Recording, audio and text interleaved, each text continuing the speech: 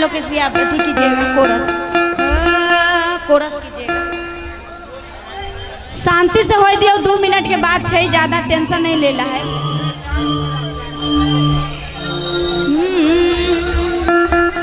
आ जते लोग छी हमरा पेज से जुड़ जाओ, जोन जोन गाना है सब चाहे छी, ढोरी से लेकर के जितना चोली लहंगा सब अंतरा सिंह पेज से अहाँ के मिल जात। फॉलो जरूर कर ले। आइए म्यूजिक से। हेलो, क्या बात है।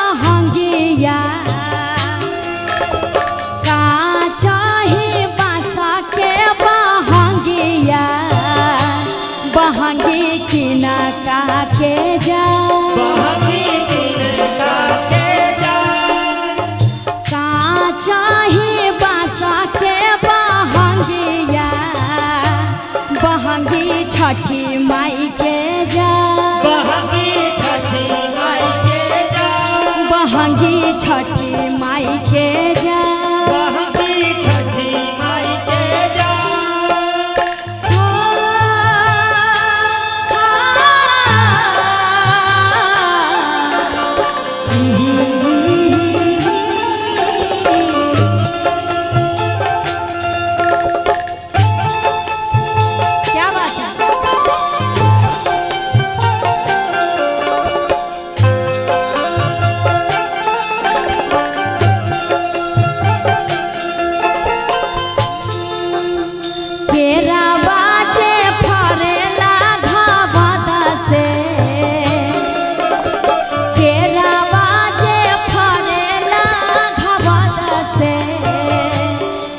पर सुगा मेरा रा, ओह पर सुगा मेरा रा, ओह पर सुगा मेरा रा, ओह पर सुगा मेरा रा।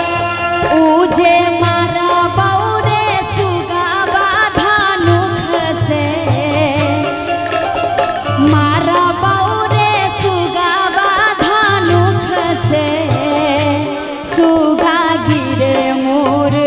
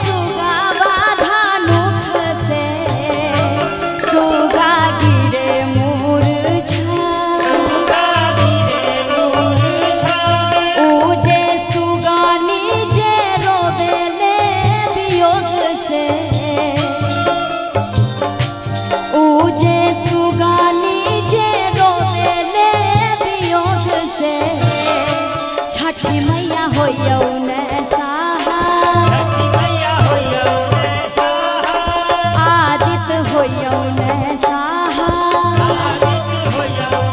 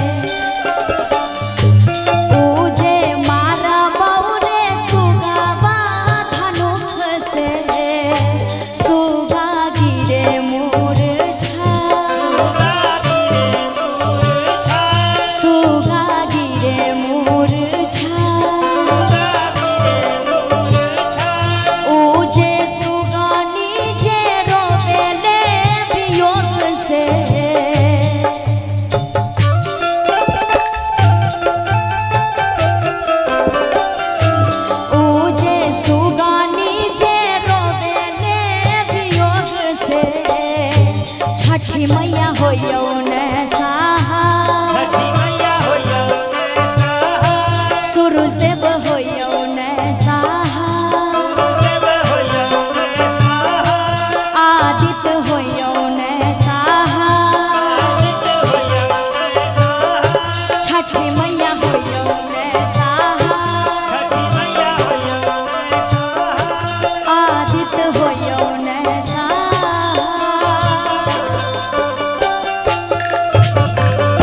प्रेम से बोली छठी मैया की।